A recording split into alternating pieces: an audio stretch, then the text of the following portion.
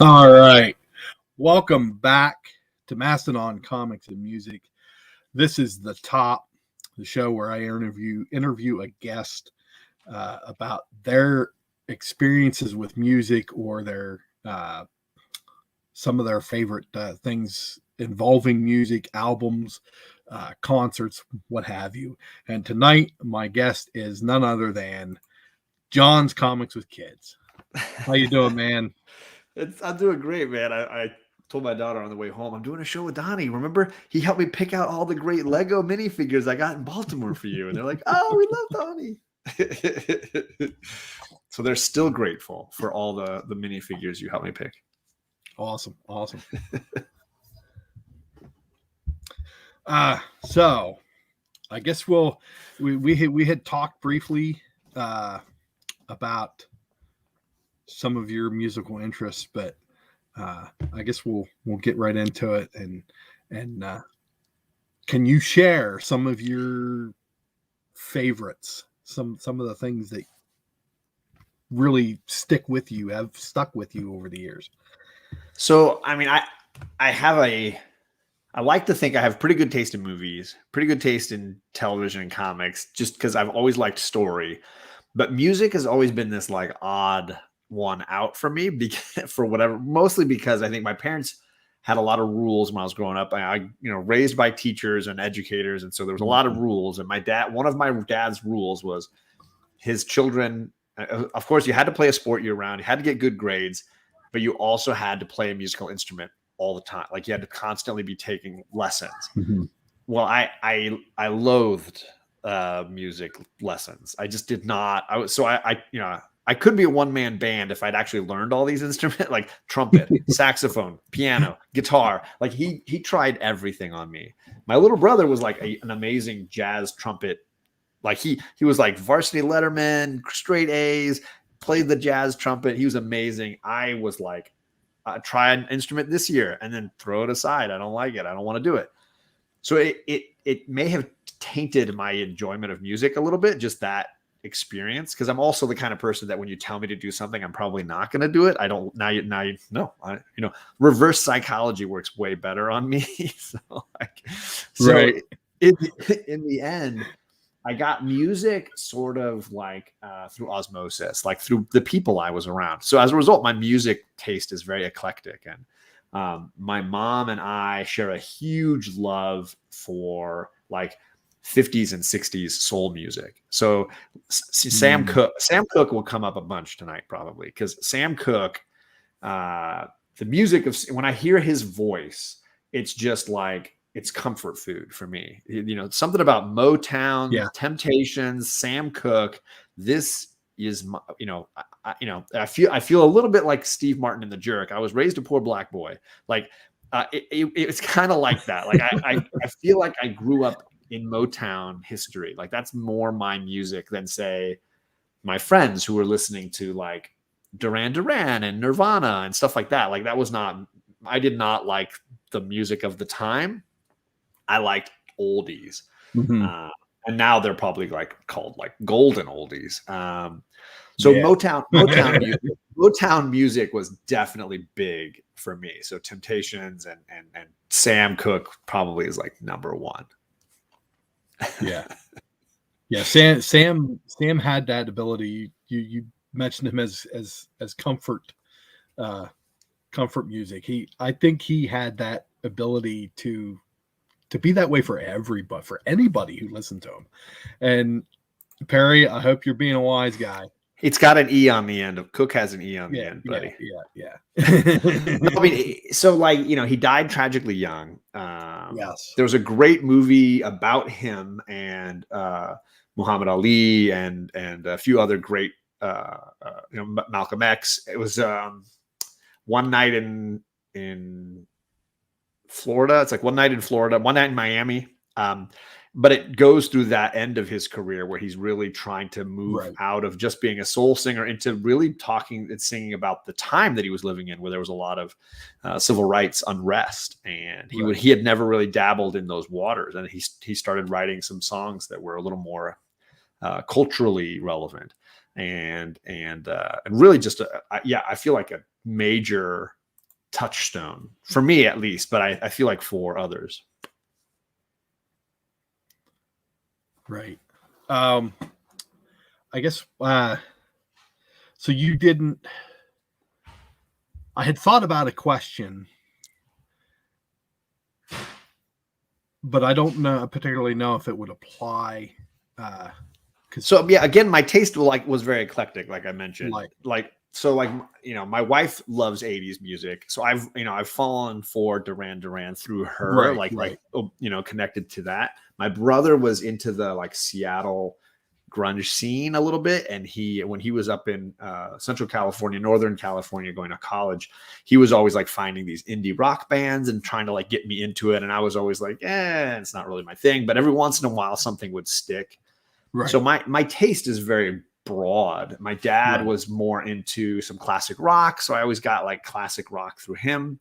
And then like I mentioned to you beforehand, like I loved movies so much that movie soundtracks would hook me. So I'd see a movie that I loved, like Reservoir Dogs, and I'd be like, dang, Quentin Tarantino's got a jam going here. I'd see a movie like Grosse Point Blank with John Cusack, which is a great movie full of great 80s music. Mm-hmm. And those songs would then now mean something more to me. But my musical, I used to joke that I'm a musical moron because my musical taste is so random. I have Bryan Adams CDs. I've got a Richard Marx CD. How many people do you think will be on this show with you that have a Richard Marx CD? It's not pride. There's no pride here. Can I be honest with you, John? I have a Richard Marx cassette. Hey! Now, so, like, I freely admit that, like, my taste it's what it is. Like, I just don't. Right. I know versus comics, where I generally may feel like I'm a little more cultured. I don't feel that way about music. My music is very just. It's whatever it is. It is a phenomenal. I would say you could go through a lot of John Cusack movies and find great soundtracks. Say Anything has got a great soundtrack. I wrote down a couple of his Cameron Crowe movies. Jerry Maguire, Almost Famous. Almost Famous is one of my all-time favorite movie soundtracks. Really great. So yeah, a lot of movie soundtracks. Right. I guess that's a good segue. What movie soundtracks can't you live without? What are like your top movie soundtracks? So there's obviously two varieties, right? Because there's the one where it's like the orchestrated music that might speak to you, and there's a ton of great ones for that. But I think when I talk movie soundtracks, I think of the ones where they've cultivated great music hits, like needle drops that they're using in their movies. And one of my favorites is Garden State, a movie by Zach Braff.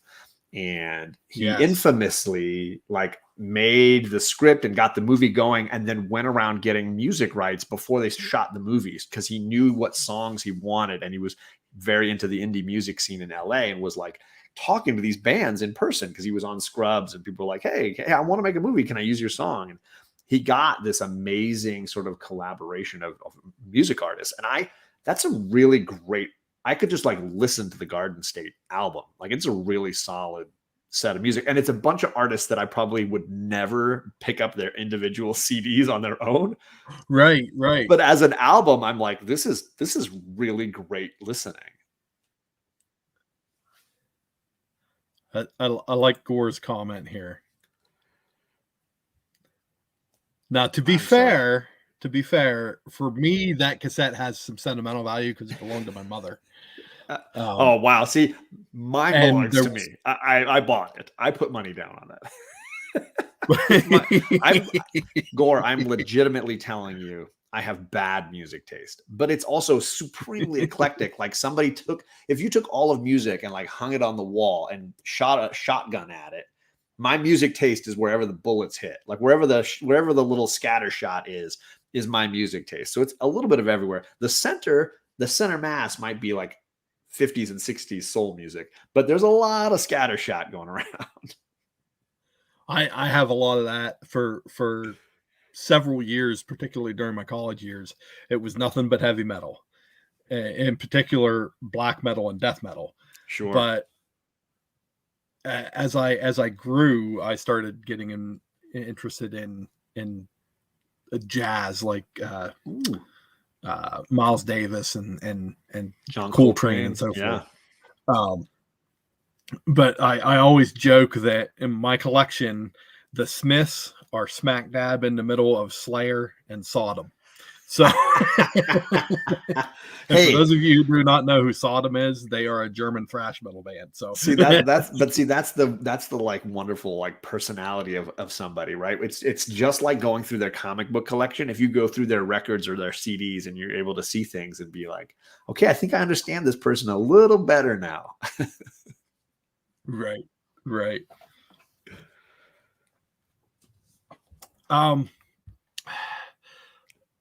So sorry, I only gave you one. I only gave you one soundtrack, but yeah, obviously. Yeah. Garden State is a favorite, but I would say, like I mentioned, anything from Quentin Tarantino movies is going to be gold. Absolutely. Anything from Cameron Crowe movies.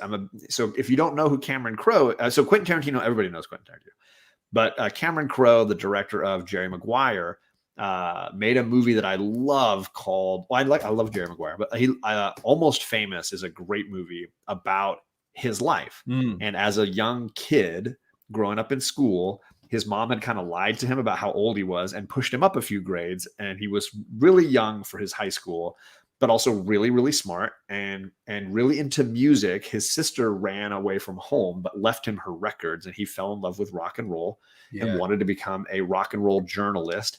He met a couple of rock and roll journalists through submitting things to them, and then lied to Rolling Stone and Cream Magazine and got a job traveling with the Allman Brother Band in the 70s. And then later through them traveled with other bands and was basically like, he was not 21, so he couldn't be drinking.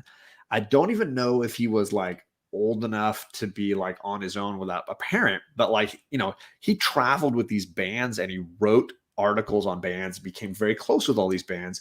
Later, he married Nancy Wilson, the one of the guitarist for Heart, the band Heart. Right. Right. And now she does all of his orchestrated music for his movies.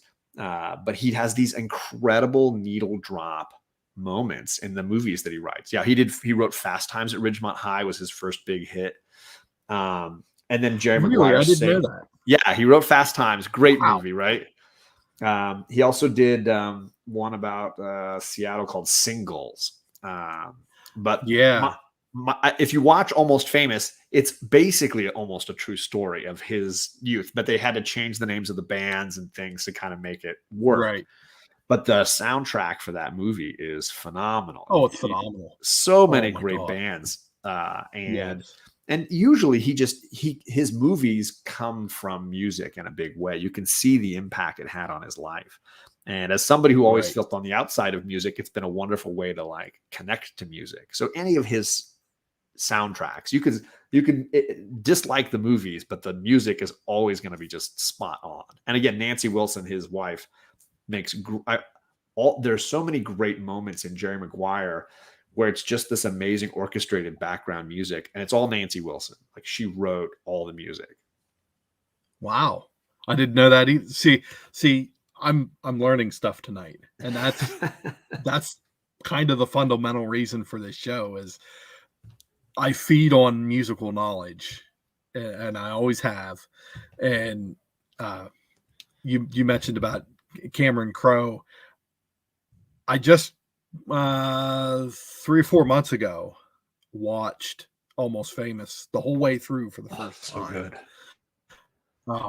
And I didn't realize up until about a month ago that was kind of based on his life, kind of like how Platoon is kind of based on totally Oliver Stone's experiences. Absolutely.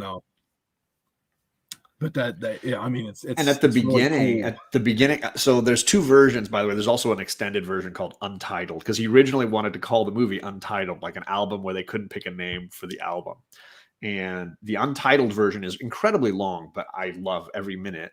The beginning, the credits for that show like all the memorabilia he still has from his times traveling with bands, all these like posters and pins and ticket stubs and all these little pieces of memorabilia from his time traveling that are clearly sentimental to him and create this visual, but they're not, they're not made up. They're legitimately the items from his time. Right. I like Unruly's comment here. Because I know Tangerine Dream from. Do you remember the movie 3 O'Clock High? Yes, absolutely. They were. I think they wrote the entire. They did the entire soundtrack for that movie. If I'm remembering correctly, they could have. I don't remember the music for that, but it sounds right.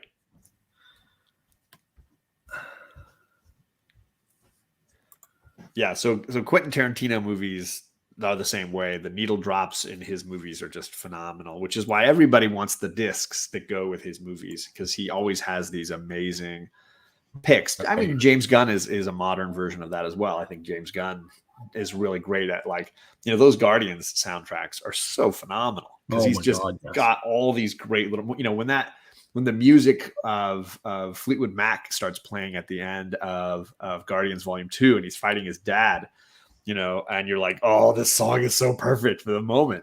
He's great at those needle drops. Yeah, I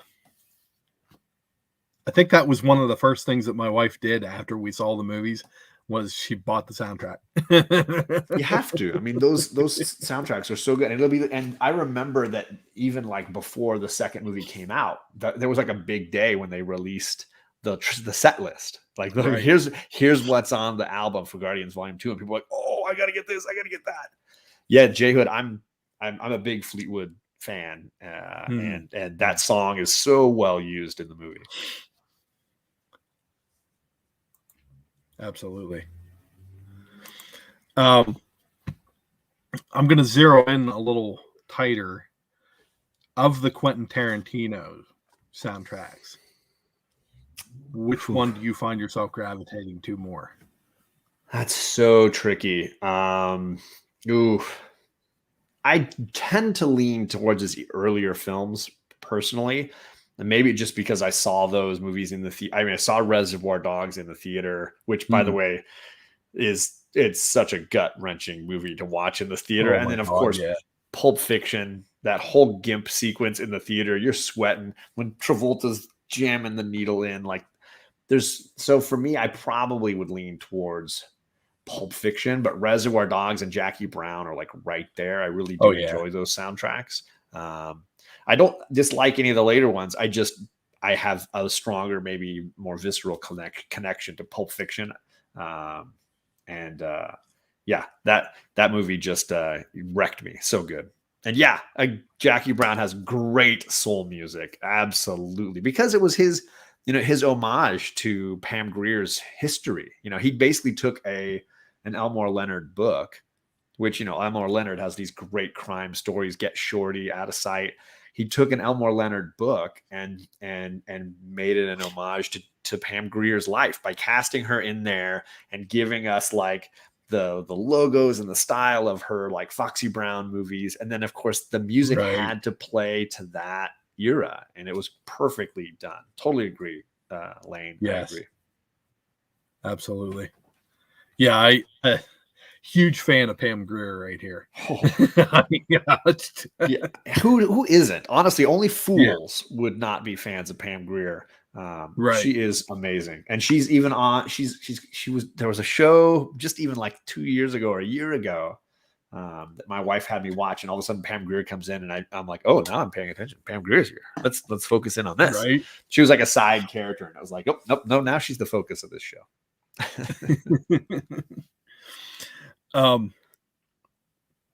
I guess veering a little bit, we come back to it, but sure. I had formulated a question earlier. I don't necessarily know if it applies for your musical taste, but in regards to like pop music, like the pop music when we were growing up. Now you're a few years older than me, but not much. As it relates to today, do you think Do you think the pop music today is better or worse? I mean, I don't want to sound like a crotchety old man, but I probably will.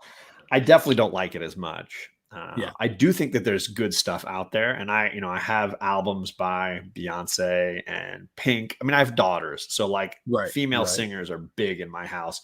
I wish that all of Pink's songs were not so racy, because Pink is not only does she have an amazing voice, Oh, like yeah. Pink can belt, but she also has a really powerful empowerment message that I think bleeds through on everything she does. So Yeah. I adore Pink. I got some Katy Perry in me. I can roll with Katy Perry. So a lot of female singers nowadays are my jam. The like pop stuff from when I was a kid. I mean, 80s music was king when I was a kid. And I know, a ton of people that were into that stuff. Like my wife, pretty much any 80s song, you start playing it, she could probably sing you all the lyrics. That's her era of music. And she's a little older than me. Yeah. When I was in high school, it was the 90s. So you started to get some of that grunge and some of that rock and roll. So I definitely prefer rock and roll to like straight pop. That's just my preference. And so in that way, I might lean more Aerosmith is more my jam. I teasingly in the post I did on Instagram tagged my favorite Aerosmith album, which is Permanent Vacation. And I that's one of those albums that I knew every single song on that album.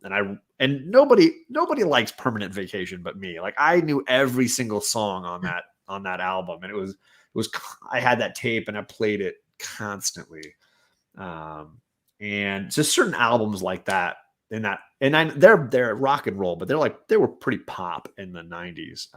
And then later they started doing sound, movie sound, they did, when his daughter started acting, and they were able to put some songs onto some of her movies. So yeah, I would say there is good stuff out there. There's just less of it, and there's so much product. It's just white noise almost at a point. Yeah. So nowadays, my girls will sing a song or whatever. I hear the songs on TikTok more than anything now, because now that I'm on TikTok, I'm hearing all the music. It doesn't get me excited or interested. Like it's very rare these days. Right. Yeah. There's a few, like my kids will have our Amazon device play it. I don't want to say the name, because every time you say the name, her ears perk up. But anyway, my youngest likes that new one. I don't know how new it is, but it's called A-OK. I don't know if you've heard it. Okay. A very feel good vibe from that song. And for me, the pop today, if it's got that feel good vibe to it, that's what I'm into. That's what it should have been. I think that's what pop music was always trying to be, was just like peppy and fun. Right. Now that there weren't like sad ballads every so often on a disc, but yeah, that's the fun of it. And so people like a male singer that I'm a fan, Bruno Mars, I think is phenomenal. And I know pretty much all of Bruno's stuff. I think he's a great example of pop, and he does ballads and he does sad songs, but he can rock, man. He just he just goes. And you just find yourself tapping your toe, and you're like, this is fun. And he's also a showman as well. Mm-hmm. I mean, I've heard this from other people. You go to a Bruno Mars show, you get a show. Oh man, you saw him at the Super Bowl, man. He put on a show, and he has a little bit of that soul, old school crooner kind of Sam Cooke vibe sometimes to his stuff, which I love. The throwback is what hooked me at the beginning. I was like, ooh, I kind of dig this. He's got a bit of an old school style to him. And then I listened to all of his stuff, and it's a lot of fun. Right. Looks like Simeon's he's in the boat. And hey, Superior, you can like, country. Everybody has their flavor of what they like. Absolutely nothing wrong with that. and it's tainted by wherever you grew up, right? So I'm Southern California guy, so a lot of those LA bands, so I don't want to name drop, but my wife graduated high school with Taylor Hawkins, who was the drummer for the Foo Fighters. Oh wow!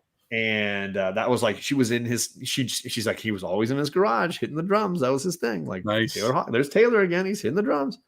And it basically was like Foo Fighters were hugely popular, and then Gwen Stefani, No Doubt, hugely. That stuff was like everywhere when I was in high school and college, and I was like, I don't care. Like, it was not my jam. Like, I could appreciate the quality of the music, but it was never stuff that I'd never buy a CD from these people. They were like huge in my area. They were these LA bands, these hugely popular LA bands, but it was just. So your area influences you to a big degree. So if you grew up in Texas, how would you not like country music? It would be everywhere, right? Right. Yeah, that's. I guess I can compare it to the area. I live in central Pennsylvania, so it's this area is. We call it Pennsyltucky, and there's a reason for that, because it's very southernish. It's a little bit of, the South in a center of what would be considered the North, and a lot of country in the area, and sure. I mean, I grew up and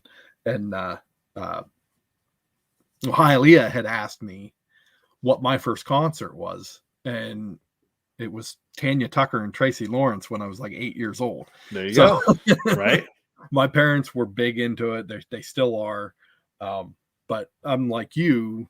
I grew up. My dad always had the local oldies station on when we were getting ready to go to school. There you go. So I got influence with all that CCR. Oh, there you go. Yeah, all that stuff. No, I feel you on all that. Comic Journey mentions Red Hot Chili Peppers. Yeah, they were also hugely popular when I was a kid, and those are the bands that for whatever reason didn't click with me, but I know all their songs and I would hear them, but it just wasn't my thing for whatever. It was the modern music, and I was like, I don't really like the modern song. I want if it was like after 1980, actually after 1980, probably, I was like, I'm not interested. Like 70s, 60s, 50s, you could get me a little bit. Right. But the 80s, 90s, I was like, I'm sorry, I'm not having it. So it just didn't click till later when my wife, that was her thing. So she was all like, every time she bought a new car, every time she bought she has 2 record players. Every time she bought a new stereo or whatever, she had to play Rio on it. That was like how she tested the sound for it. Was she's like, let's get Duran Duran. We're going to play Rio, and I'll know exactly how the sound system works if it's the way I like it. So like she, that song, I've heard Rio a ton, and she has her, and Chris Isaak was a big with her. So Chris Isaak's a SoCal guy, and she would go to a local bar and Chris Isaak would just come and play. He would just, on a Friday night, he would roll in and play in the band with his band. And my wife loved him. I was obsessed with him. So she would go with her friends and go see Chris Isaak on a Friday night. And he even signed a beer bottle for my wife because she was drinking a beer and he was playing. And afterwards, she's like, "Would you sign this?" And he's like, "I don't drink. I'm not alcoholic." And then she said, "But it's Bex, and my name is Becky." And he's like, "All right, fine." And he wrote "No" really big on it, and then he signed it, and she framed the beer bottle. It's great. No, but so she got me into that kind of stuff, that 80s vibe. And I can appreciate it. It just wasn't for me. And yeah, Aerosmith was way bigger for me. Like something about Aerosmith clicked with me. Queen is probably the other one that I was really, as far as rock and roll, Queen and Aerosmith, for whatever reason, I could get into it. And those were the bands I listened to a ton. AC/DC I got into way later. I liked the big hits, Thunderstruck and stuff, but it took me a while to find them. Something about Aerosmith and Queen. I'm a Queen, and again, I grew up in a small town that was a small art community, huge homosexual population. Like it was like like miniature San Francisco. Okay. And so certain bands, certain music, like ABBA was big. You'd hear ABBA booming. You'd hear Queen blasting. It was just popular, and it was all around. And so Queen was on another level. I just got into it early. I dug it. It was fun. And those are, the clubs in my hometown would always be blasting that stuff. Yeah. I my ex-brother-in-law introduced me to Queen and Aerosmith. So I guess I kind of credit him for that. And in part, maybe because that was my first experience with liner notes in the CDs. Yeah. And I almost want to say that's how I started, absorbing everything, was reading all the liner notes. Every time I bought a CD, I read the liner notes. But you talked about Permanent Vacation being your favorite album. And I don't know why. I think it was just a tape that I had bought, and I just, for whatever reason, some of those songs just like clicked with me. It's funny you have those albums. Rolling Stones, it was Let It Bleed. Just sometimes album. It's a great album. It's a phenomenal album with so many of their best songs.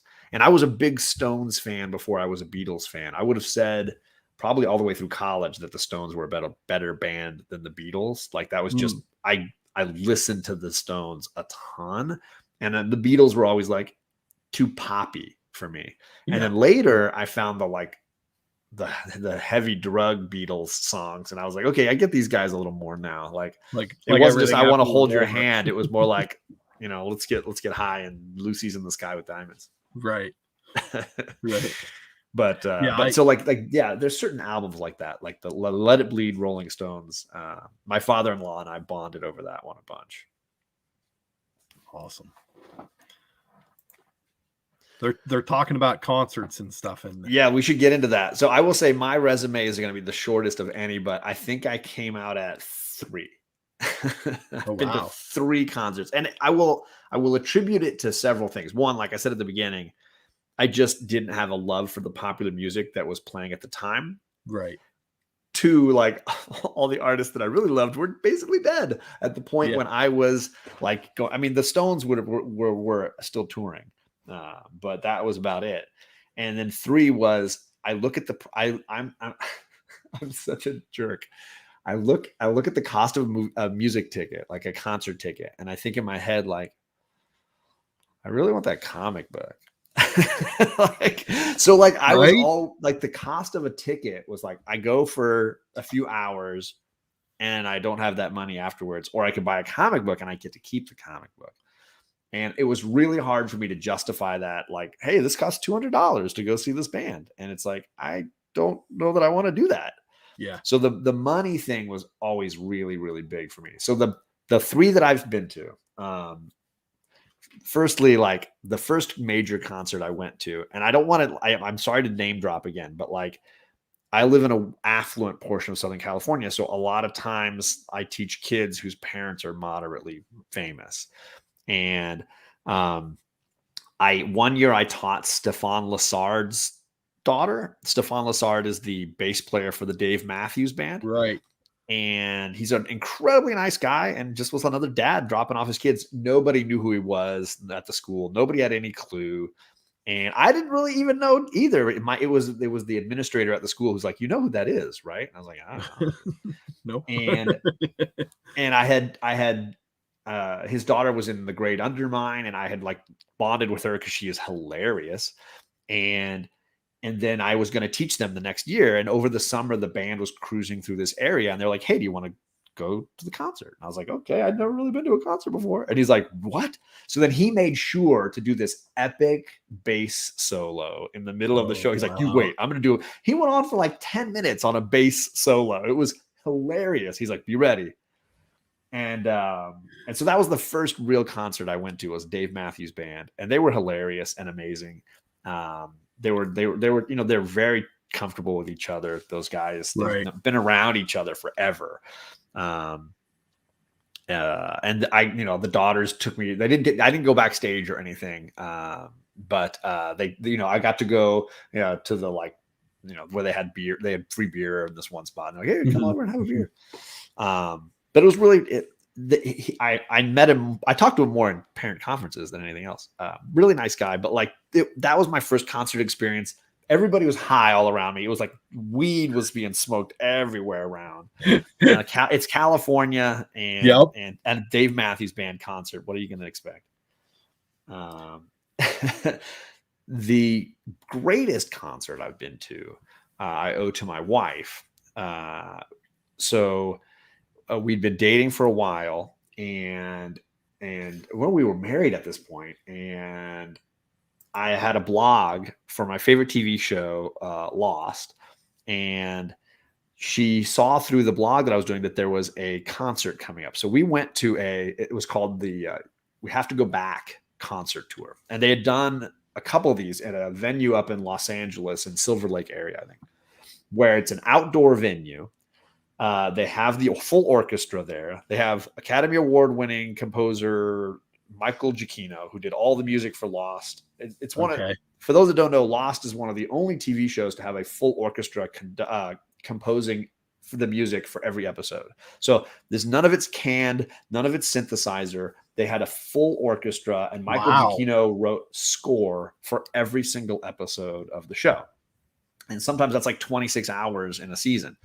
And he's doing all the orchestra music. It's so much so that the scripts would even say they kiss and the Michael Giacchino music kicks in. And he hadn't won his Oscar at this point, but he was just becoming big. This is before he started doing all the Pixar movies, and he won his Oscar for Up. For those that have seen the movie Up, that opening 8 minutes when it's like, oh my gosh, you're going to cry your eyes out. That's his music you're crying to. He also did Star Trek, the new Star Trek, which has an incredible score, beautifully done, riveting score. He's just a really talented guy. So he's there. His whole orchestra is there. And then the producers of the show are there. Actors from the show, like Sawyer, comes out. So then they had this big screen at the back where they were projecting moments from the show and answering our questions in between songs. And it's outdoors. The wind is really blowing. There's trees all around. You feel like you're on the island and the music's happening and you're seeing, it was a surreal event. Amazing. And definitely the best concert I've ever been to, but it's a low bar because I haven't been to that many.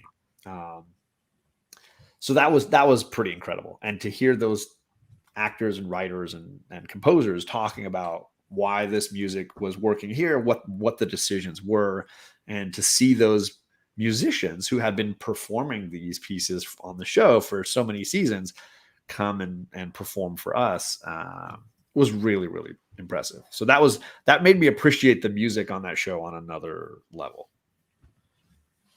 Okay. So yeah, it's a limited experience. And again, the other concert was orchestral. It was a symphony concert. So not a ton of rock and roll concerts and stuff for me. Right. It's a limited experience of concert going. I've been to a lot, but the majority of mine were the country western performers that my parents drug us to when I was a kid. I've only been to, other than those, I've only been to a Lynyrd Skynyrd. Oh, nice. I went to a festival type atmosphere that was all metal. Saw nice. Slipknot and Five Finger Death Punch and Mastodon. And the last concert I was to was almost a decade ago. I think it's 2012. I saw Five Finger Death Punch and Hatebreed and All That Remains. Great shows. Every show I went to was awesome performances. But I think it's really just the old man in me that kept me. I mean, I was an old man in high school. I was like, I don't want to stand for a whole concert. So part of me was like, I don't want to go to a concert where I got to stand the whole time. That's bogus. Right. I want to sit. And if everybody's standing in front of me, then I can't see what's going on. So I'm like, I was a super grouch. I don't want to smell your smoke. It's like, I don't want to smoke. I was just like, I can listen to the music on my CD at home and just be fine. Right. So that was like always my old man snobby attitude about concerts. And I will say I've enjoyed all the ones I've been to. Oh, I forgot I went and saw the Dan Band, which is basically a comedy. They're a comedy group that does like renditions of pop songs. They are in the movie Wedding Crashers. They're the wedding band. They're in the movie Old School. They're the band. They drop F-bombs in all of their songs. He sings like he does the hip hop song Lollipop. I want to take you to the candy shop. Make you take the lollipop. These guys are, there's like 5 guys in this band. They're all, a couple of them are named Dan. So they're the Dan Band. But they're in these like Will Ferrell movies as the band that is at the wedding, and they're dropping F-bombs in the songs, and the dancers are like, "What? This is not really appropriate for a wedding." But they travel around and do these comedy shows, where it's basically a comedy venue, but these guys get to set up their band and play. So I did see the Dan Band, but I feel like that's more like seeing a comedian than anything else. But it's just all music. It's hilarious, right? If you haven't seen the Dan Band or you don't know who they are, just do a search on YouTube. You'll find some really hilarious bits. I want to say they're in the Starsky and Hutch remake that Ben Stiller did. They're the band in that they've got at the drug dealers' kids' bar mitzvah or whatever. They're the band in that. Just because they're freaking hilarious, these guys are right. And they're really good friends with Will Ferrell, I guess. So they're like in a bunch of his movies. So that would be the 4th concert now. I remember. The 4th. Going back to Queen. Yes. What I guess what album or what collection of songs do you enjoy the most? I think "Don't Stop Me Now" is one of my favorite jams. Like, don't stop me. Great song. I mean, I can put that song on and it instantly changes my mood. Like, no matter what's going. That song has so much energy. Yeah. I will say when it comes to these kind of bands, Queen is a great example. I probably just listen to the greatest hits more than an individual album. Right. At that point, I probably just bought, like the 2-disc, the Rolling Stones greatest hits. It was only later that I would go for some of them and see like, what are the ones that aren't on the greatest hits? And I buy like Let It Bleed or something and really get into the other songs. But with Queen, same thing. With Queen, it was like, they were all good. Like all the songs are good. Bicycle is another one that I think is just too much fun. Song. It's just too much fun. It brings you back to when you were a kid, and some of the stuff he does musically, Freddie Mercury is on another level. I miss him, and I'm so sad we missed out on so much from him, but he gave us so much.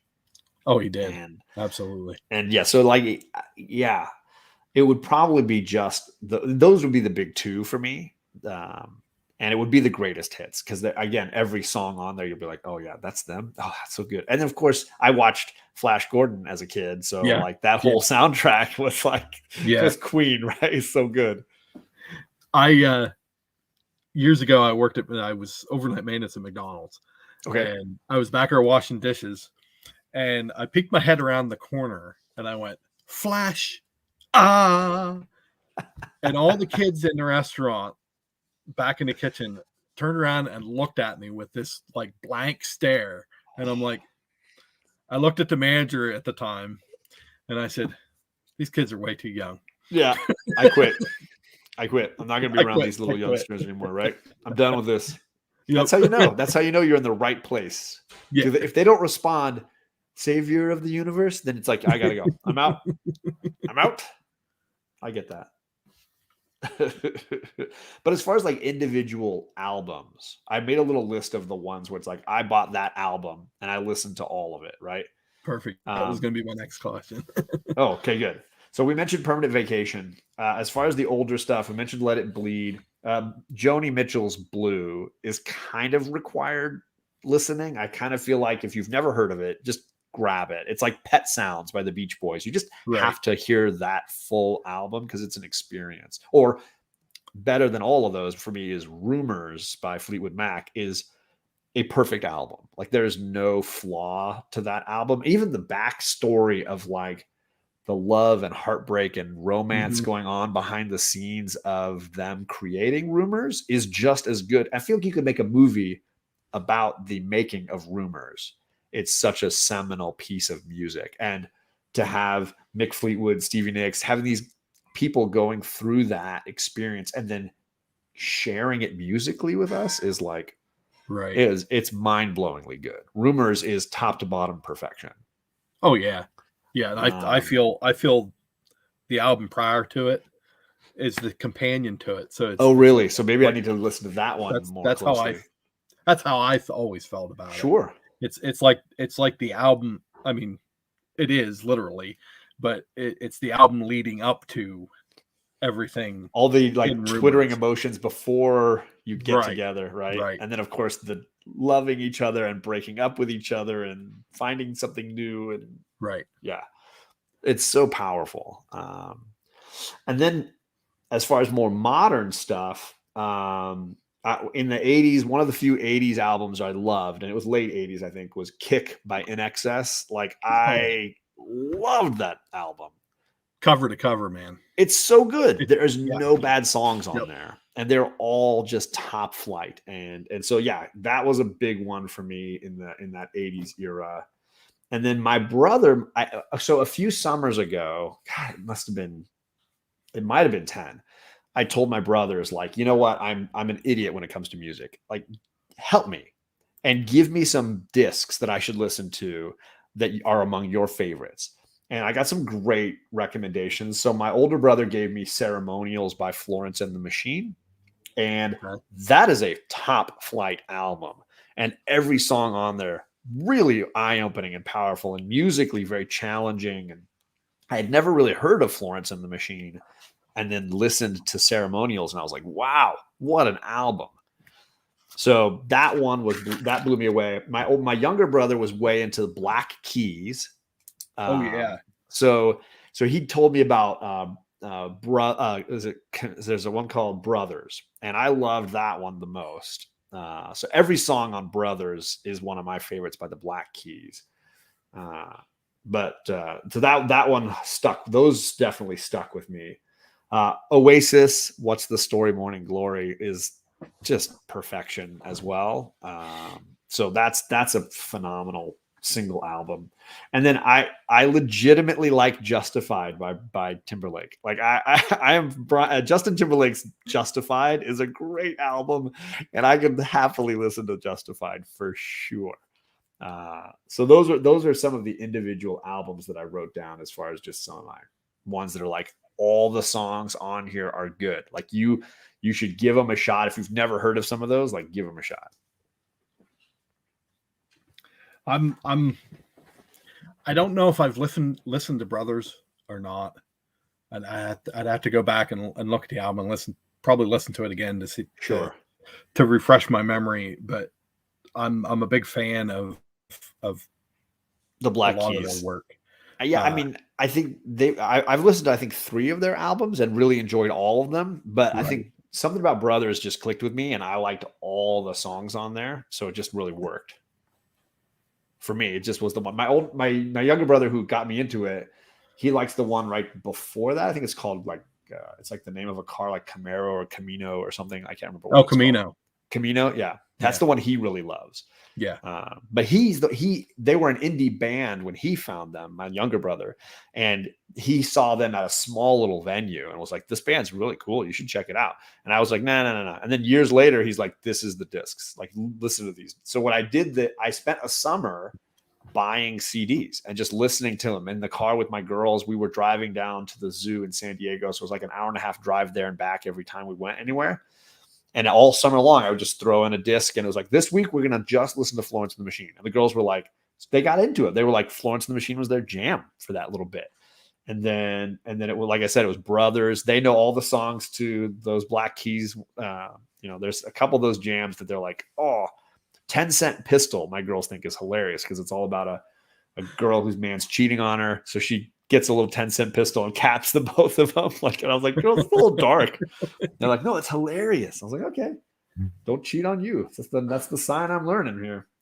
So it was a fun summer doing that, and I got a little eye opening look at music because I was still not listening to anything modern. It was all like oldies, and my girls were like, "There's other music, Dad." Right. So it was a chance to broaden myself. I made it an intentional goal to broaden myself on music. Well, I can take notes. I cast them in the same vein, but the Black Keys, similar to those, I think the White Stripes are kind of similar. If you haven't, I don't know how much of them. I've never bought a single album from them, but I've downloaded a few singles. Right. And I think my class, there's like one of the songs that Jack White did that's like a classic end of school year, the kids sing it at graduation song. And I've done that with my students. There's a Jack White's song that my students sing at the end of the school year, and the parents are always like, "Sweet, it's so sweet."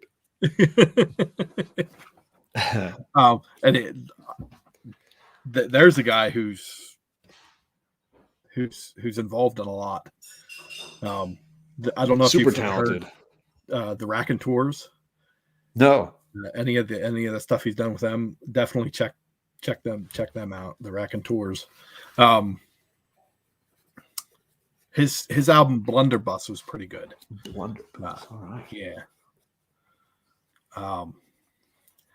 Now there's some great comments in the chat. In Excess is coming up. Meatloaf, Wonderwall.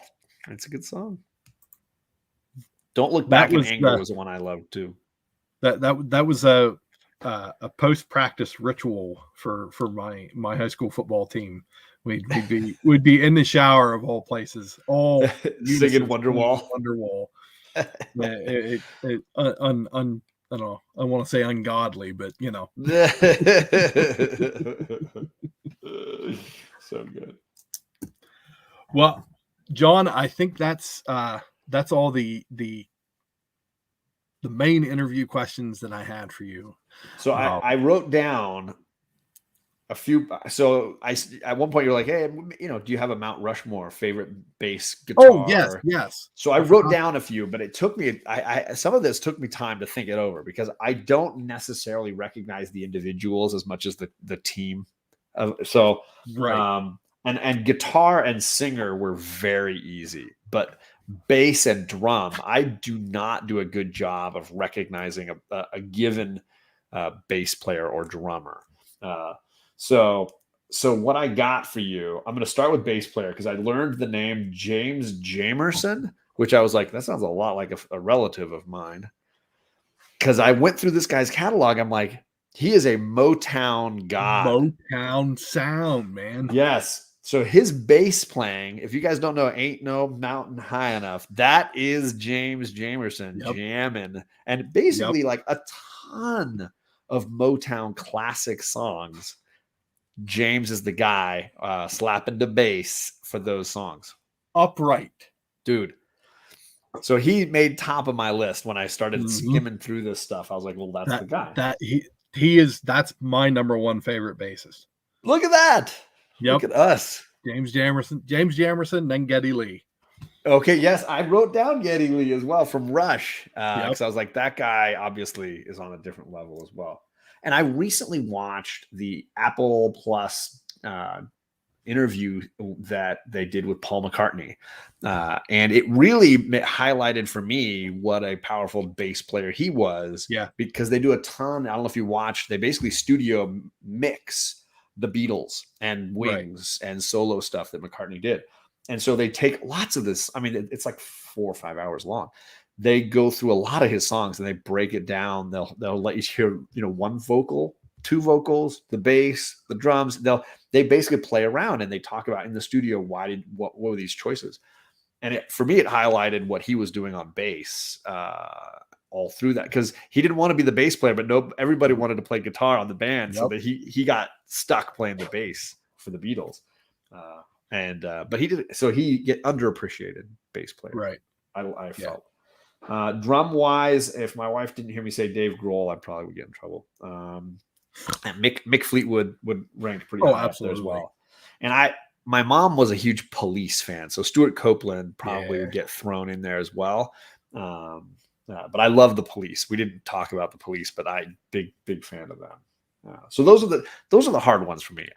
Drum and bass. I'm not musically intelligent enough to be able to like hear it without really focusing, like listen to what the drums are doing or listen to what the bass is doing.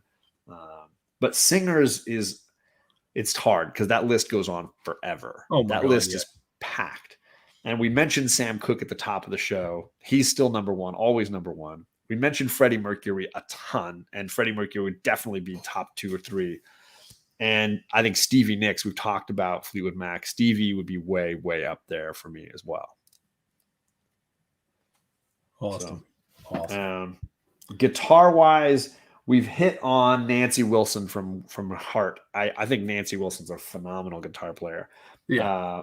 And then it's the three brothers for me are Jimi Hendrix, Chuck Berry, and I had to throw Prince in there because we haven't talked about Prince, but talk about a showman who knew how to jam. Prince knew what was up on the guitar. I didn't realize how phenomenal he was and underrated. Yeah.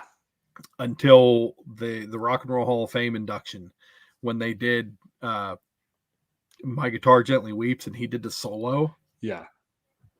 I freaking melted in my seat. he got, I mean, because of the songs and the sex oozing stuff that he was always doing, I think the showmanship kind of covered over the skill, the talent that was behind it. But, you know, that guy could play. Oh, yeah. Yeah. There's no doubt about that. So there you go. Those are my Mount Rushmore, if you will. Awesome. But I'm glad I learned the name James Jamerson doing this, because I would not have recognized who that was specifically without going and looking at a little bit of that and being like, who are some of the guys playing the bass on these albums? You know, who are some of the guys doing the drums on these albums? The Funk so Brothers. I learned some names. Yeah, so that was awesome. That was valuable for me. So there you go. Awesome. Sorry. All right. Well, that was the questions that I had for you. Aside from the questionnaire that I guess I've it's not musically related, but in honor of James Lipton and Actors Studio, Bernard Pivot. Yep. I have taken it upon myself to kind of make this a tradition as part of this show. It's such an eye-opening. I mean, if you guys haven't watched Actors Studio, it's such an eye-opening look at how people think, to watch them answer these questions. And, And I used to watch that show a ton. And I always loved how comfortable everybody was. Yeah. So my girls are around, so I'll have to be careful on the curse words, but I'll do what I can. But you will hear some cursing from me. Robin Williams had some great answers to this. Oh my gosh. Check it out. So when it says like, what's your favorite noise? And he just basically makes a high-pitched fart sound. I was like, done. That's Robin. That's Robin for you. Nailed it. All right. What is your favorite word? This is so fun because it's these your answers to these questions are always changing. But I work at a foreign language school where there's a lot of languages spoken, and I'm obviously somewhat fluent in English. I'm fairly good in Spanish, and I'm getting better in German. The ladies who work at my school in the kitchen are hilarious, and they all speak Spanish, and so they interact with me. There's a lot of back and forth, and they taught me a Spanish word like 10 or 12 years ago that I think sounds like a horror film, and yet it's perfect for what it's suited for. So the word is suegra. And suegra is the Spanish word for mother-in-law. Okay. So the joke is that I always feel like it sounds like the name of a horror movie where the mother-in-law is like the killer, la suegra. You be careful or la suegra is going to come and get you, right? La suegra. So it means mother-in-law, but there's something about the way the word sounds. It just rolls off the tongue. So yeah, suegra is probably the word for right now. Yeah. So there you go. Your audience learned a little Spanish, and they have a name now. They can talk about their mother-in-law, or their mother-in-law wouldn't know. That's regular. I see. Gore knows. Gore would know. That's regular. What is your least favorite word? I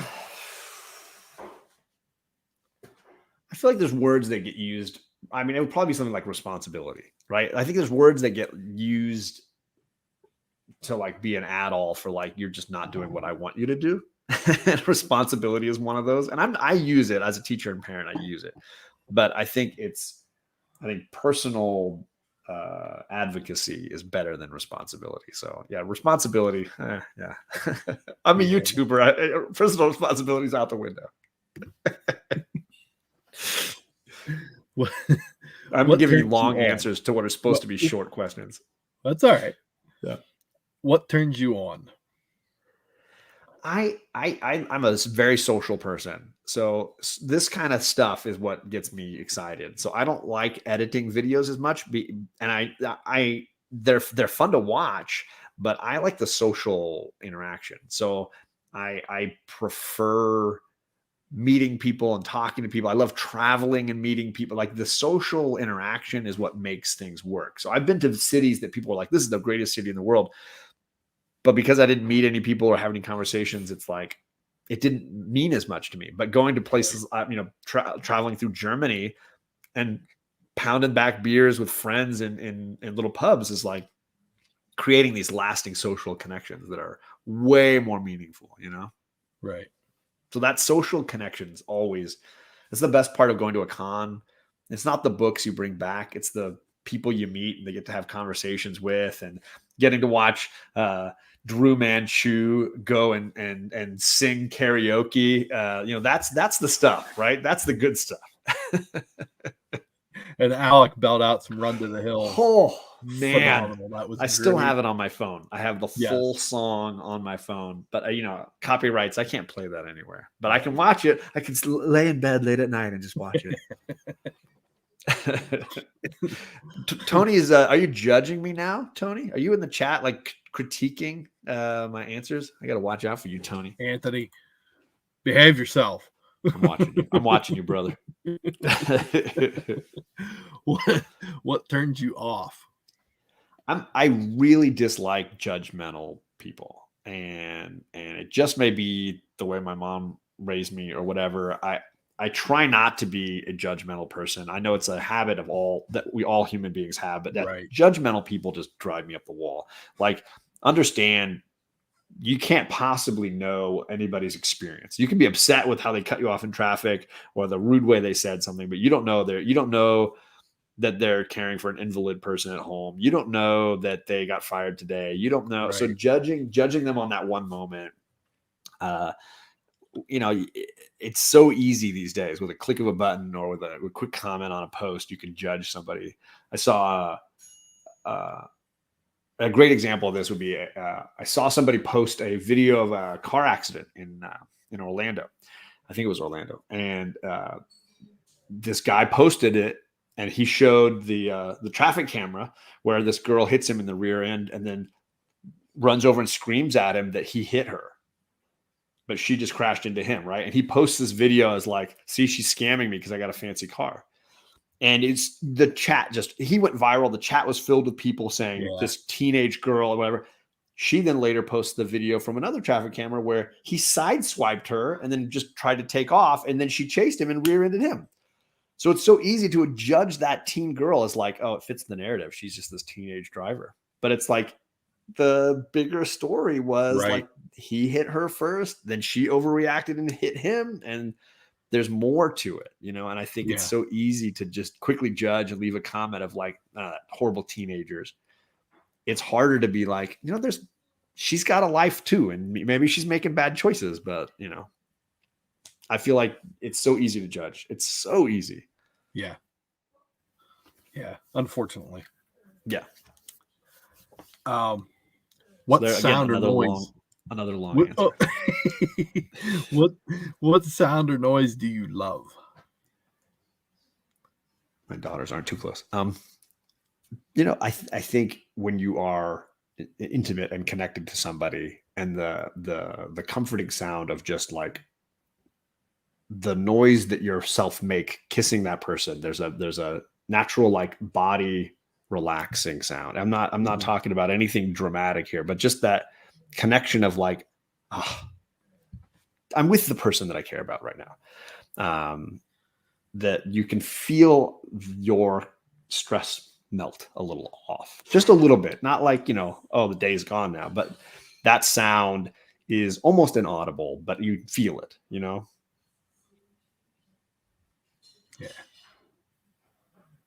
I know what you mean. What sound or noise do you hate or dislike? We'll use dislike. Yeah. Hate is so strong. It is a very strong word.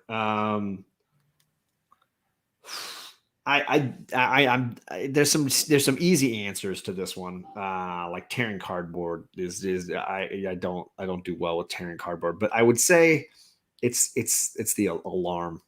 It's the morning alarm. I really don't like it. And I will say I'm somewhat blessed to have like an internal alarm. Like I wake up without it. I've never needed it. I've always been a person to just like, I could almost set an internal clock and be like, I need to get up at 6 and wake up at 6. But I'm an early riser naturally. My spouse is not. And she plays it like a drum in the morning. You get a couple hours of drum time in the morning, 9 minutes and then 9 minutes and then 9 minutes. Right. But I'm not a fan of the sound. The sound is, and when it's in a commercial or in a movie, I'm like, dude, why are you doing this to me? Like, I don't need this moment. You don't need it. Like, why do you need the sound? So that alarm wake up sound, hard pass. Yeah. Yeah, I agree. I spent the last 15 years working a 5 a.m. to 5 p.m. schedule. Oof. And well, not a 12-hour schedule. Right. 12 of those years working 5 to 5. And even I moved to recently a 5-day-a-week 7 to 3 job.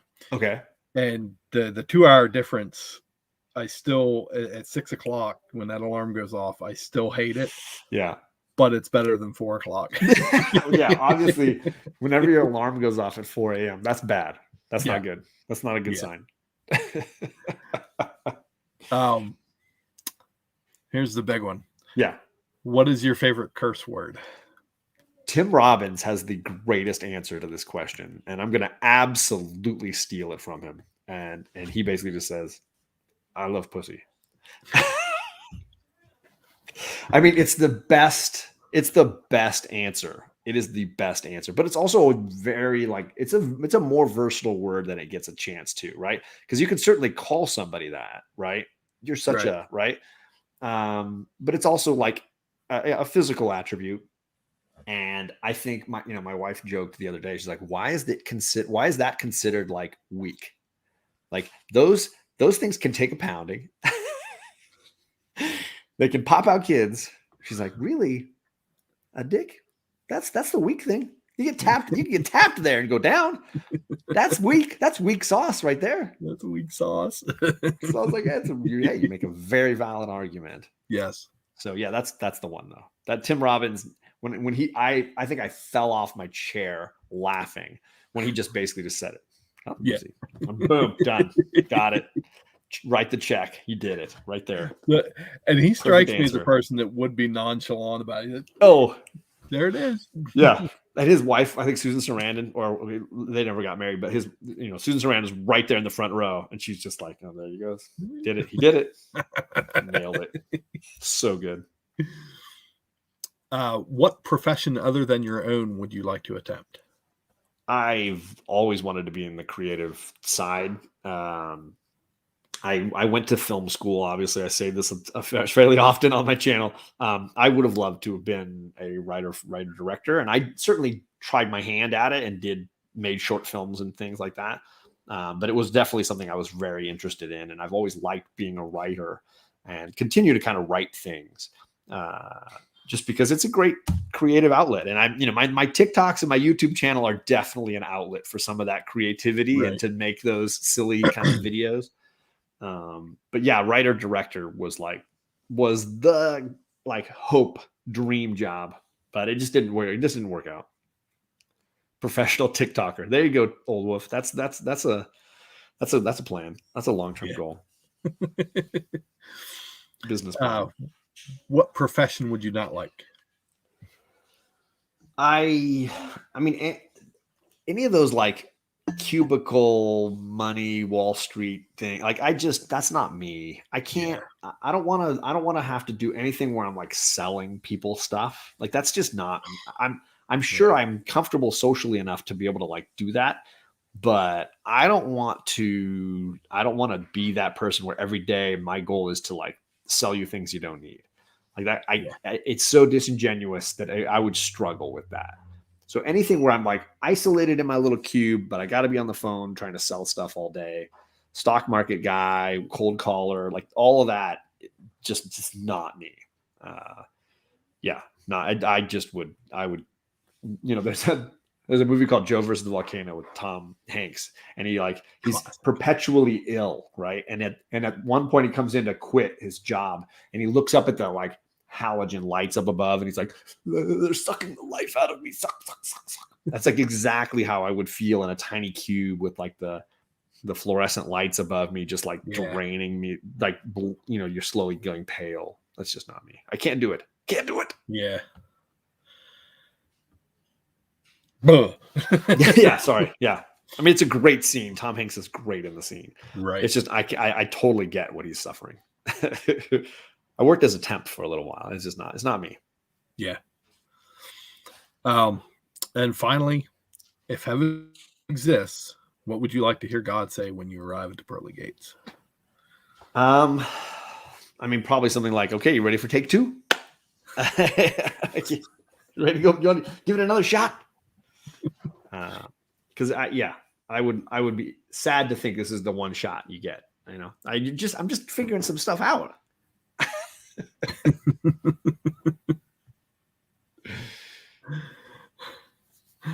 All right. Well, John, I want to thank you for being open to come on and talk about music, and your tastes, though they be every which way, they're still your musical tastes. Totally. And I learned quite a bit tonight. I hope those in the chat that popped in also learned some information. I know there was some heavy information being dropped by the likes of Gore and Unruly. Oh, man. Always. As always. Yeah. As always. No, thanks for having me, because it's so nice to talk about something other than comics every once in a while, right? Get into something a little different, which is the fun of this show for sure. Right. That's it for tonight's show. Again, I want to thank John for coming on. I had a great time. I hope he had a great time. Absolutely, man. And I hope you all as well in the chat had a great time. Once again, this has been The Top with John's Comics with Kids.